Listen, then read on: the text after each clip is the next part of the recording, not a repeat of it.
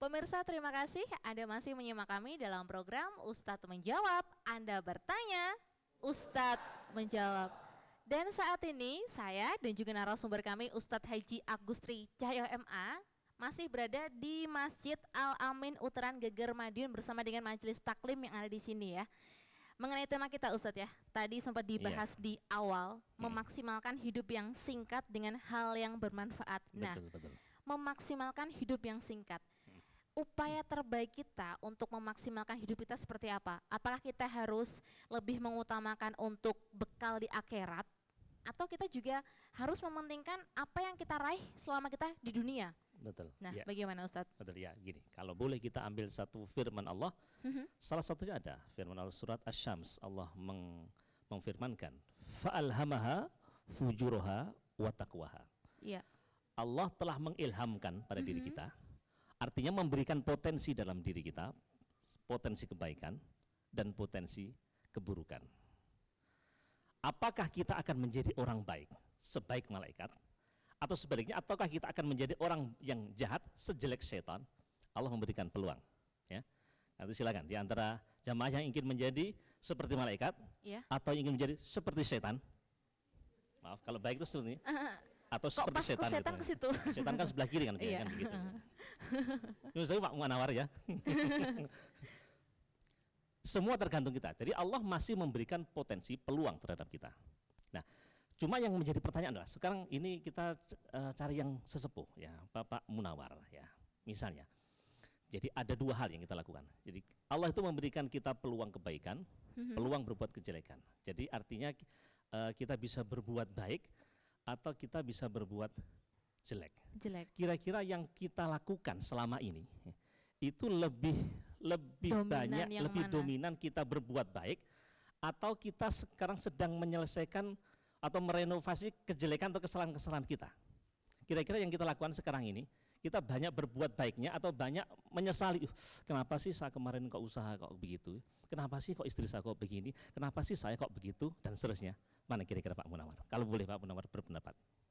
Ya, kalau menurut saya, pengalaman saya ya, itu kalau saya berusaha memperbaiki hal-hal yang jelek yang pernah saya lakukan. Berarti terutama yang nggak pernah tinggal di sini kan. Untuk itu maka saya berusaha untuk menjalankan dan berusaha sebaik-baiknya berusaha agar apa yang dapat kita lakukan lebih baik dan lebih baik terus. Iya gitu. Luar biasa. Terima kasih Bapak Munawar. Berarti merenovasi yang sebelumnya supaya nantinya besoknya bisa lebih baik lagi. Ya betul. Jadi sebenarnya ada dua hal. Apakah kita mau memaksimalkan kebaikan, satu, atau apakah kita mau merenovasi kesalahan-kesalahan, kejelekan kita? Lebih itu baik dua. yang mana Ustadz? Jangan bicara lebih baik dulu.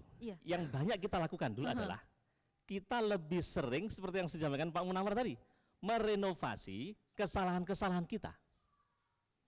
Jadi sebenarnya kita itu tidak lebih banyak kebaikan yang kita lakukan, tetapi kita lebih banyak menyesali kejelekan yang kita lakukan. Oh, gitu. Jadi kira-kira antara kebaikan dan kejelekan kita lebih banyak mana kira-kira? Lebih banyak kejelekan berarti? Lebih banyak kejelekan. Karena kita tidak melakukan proses penambahan kebaikan. Tapi kita cuma merenovasi saja. Betul, merenovasi. Bahwa itu penting, oke. Itu penting. Merenovasi kesalahan untuk di kemudian hari tentu tidak diulangi. Tapi biasa yang sering terjadi adalah kita lebih banyak merenovasi, menyesali kesalahan-kesalahan atas perbuatan kita yang lalu, ya, dan itu menghabiskan energi kehidupan kita. Berarti hidup kita seperti kaca Hidup spion, kita, betul. lihat ke belakang terus. Betul, lihat ke belakang. Kita tidak terlalu banyak melihat ke depan.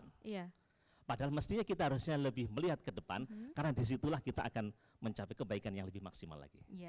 Nah, sekali lagi, tadi kita sampaikan, seringkali kita kan banyak mengeluh, aduh kenapa sih saya kok begini, kenapa sih untung saya kok tidak begitu besar, kenapa sih usaha saya kok dulu saya tidak pilih itu, kenapa saya pilih ini. Nah, kita menyesali, sekali lagi menyesali, kemudian mengeluh adalah bagian dari kita sedang mengumumkan kelemahan kita. Maka hendaknya sebenarnya ada beberapa hal yang harus kita lakukan. Misalnya kalau boleh saya peragakan, misalnya ada salah satu santri yang mungkin bisa jadi relawan misalnya. Saudari misalnya Mbak Ambar, silakan Mbak Ambar, bisa berdiri sebelah sana. Sini, sebelah saya Pak Ambar. Ya silakan. Mbak Angel di sebelah sini. Iya. Iya. Kalau saya posisinya di sini, ya, saya tidak bisa melihat Mbak Ambarwati. Karena terhalang Karena saya. terhalang oleh Iya. Mbak Angel. Maka Mbak Angel ini adalah problem kehidupan saya. Saya masalah ya. Oke. Masalah yang tentu harus saya hadapi. Iya. Masalah. Tetapi kalau saya sekedar gimana sih kok tertutupi gimana sih? Kira-kira menyelesaikan masalah apa enggak? Geser. Tidak akan menyelesaikan. Iya. Maka saya harus merubah sikap saya. Saya harus geser begini. Supaya terlihat. Maka nanti saudari Ambarwati akan kelihatan oleh wajah saya. Kalau saya maju ke depan, Pak, saya Betul. masalahnya. Kalau masalahnya kemudian geser lagi, Iya. saya akan mundur lagi. Oh gitu. Tetapi orang kan akan begitu payah ketika hidupnya akan maju lagi, akan Iya, mundur lagi, mundur lagi. begitu. Betul. Karena itu apa yang harus saya lakukan? Kalau ada yang begini lagi, ya, maka saudari Angel minggir. Oke. Gitu. Jadi jadi kita jangan merenungi problem, tetapi bagaimana kita bisa mencari celah melakukan sesuatu hal yang lain agar problem itu tidak menghalangi kita, tapi tujuan masih bisa tercapai. Oke. Setelah itu, kalaupun problem masih ada juga, kita harus berusaha menghilangkan problem itu. Problem, minggir kamu. Iya. Nah, gitu. Itu kalau bisa kita lakukan. Jadi intinya adalah bagaimana kita bisa memaksimalkan potensi yang ada di diri kita, tidak dengan cara mengeluh, karena mengeluh sekali lagi tidak menyelesaikan masalah. Iya, itu sama Insya aja Allah. dengan kita gagal move on kalau anak muda zaman sekarang, Betul, Pak ya. betul. Nah, terlalu melihat ke belakang gitu. Betul, Iya. Nah, Ustadz, berbicara mengenai memaksimalkan hidup yang singkat tadi, sempat Ustadz menyampaikan sesuatu bahwa dengan kita meraih dunia, istilahnya kerja keras, itu salah satu kunci untuk menuju akhirat juga ya Ustadz. Betul, betul. Nah, bagaimana kalau misalkan ibu-ibu mungkin tidak merasakan, tapi ada beberapa di luar sana yang keluarganya terpisah jauh, jadi suaminya merantau jauh. Iya, Jadi istri dan juga anak-anaknya dalam arti kutipan terlantar gitu Ustaz ya, tidak mendapatkan waktu dari sang suami itu. Jadi suami hanya pergi jauh, merantau, hanya kirim uang saja tiap bulan, datangnya juga nggak datang-datang, nggak pulang-pulang, kayak Bang Toyib seperti itu. Nah, itu bisa diartikan bahwa dia menelantarkan kewajibannya di keluarga otomatis, tapi dia memaksimalkan potensi dirinya untuk bekerja. Itu bagaimana Ustadz kalau semacam ini? Baik. Segala sesuatu, langkah seseorang tentu harus ada pengorbanan memang. Iya. Ya. Jadi untuk mencapai sesuatu itu harus ada pengorbanan. Ya. Untuk mencapai pengorbanan, untuk melakukan pengorbanan itu mungkin dia juga perlu melakukan setback ke belakang. Kalau saya misalnya sekedar nyuruh Mbak Angel tadi, minggir, Mbak Angel, minggir. Tidak kunjung minggir juga, saya harus mundur sejenak. Saya kerahkan kekuatan saya kemudian lari sekencang-kencangnya, minggir Angel. Maka dia akan minggir. Oke. Karena itulah kemudian harus ada upaya maksimal dari kita untuk menghilangkan problem, dan kemudian tadi memang harus ada perjuangan. Nah, salah satunya kalau ada orang yang pergi ke luar negeri, tidak ada salahnya tentunya, tidak ada salahnya. Betul. Tapi jadikan itu bagian dari jadi perjuangan pengorbanan, dan ada limit waktunya. Saya pergi ke luar negeri 2 tahun, maksimal 5 tahun. Setelah itu saya akan kembali lagi bersama keluarga, bersama anak istri dan seterusnya. Iya. Karena perjuangan tentu harus membutuhkan saat di mana dia rehat, saat di mana dia kembali ke keluarganya. Betul. Sebab kalau nanti dia merantau terus, bagaimana keluarga sakinah, mawaddah warahmah akan terwujud. Betul. Ya? Itu seperti kacang kulit apa sih Ustadz? Kacang lupa dengan kulitnya. Nah, Ya, seperti itu. betul. Ya. Hidup kita itu di sini. Bagi yang dari Uteran, kita tinggal di Uteran.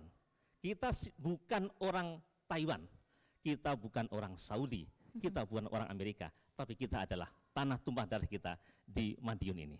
Oleh karena itu, mencari rezeki untuk nanti kita kembali lagi di sini, membangun kejayaan hidup di daerah tanah kelahiran kita. Insya Allah. Baik, terima kasih. Pemirsa di rumah, terima kasih. Nanti di segmen berikutnya kita akan membuka sesi tanya jawab ya Ustadz ya. Jadi untuk ibu-ibu, adik-adik dan juga mbak-mbak di sini silahkan siapkan pertanyaan.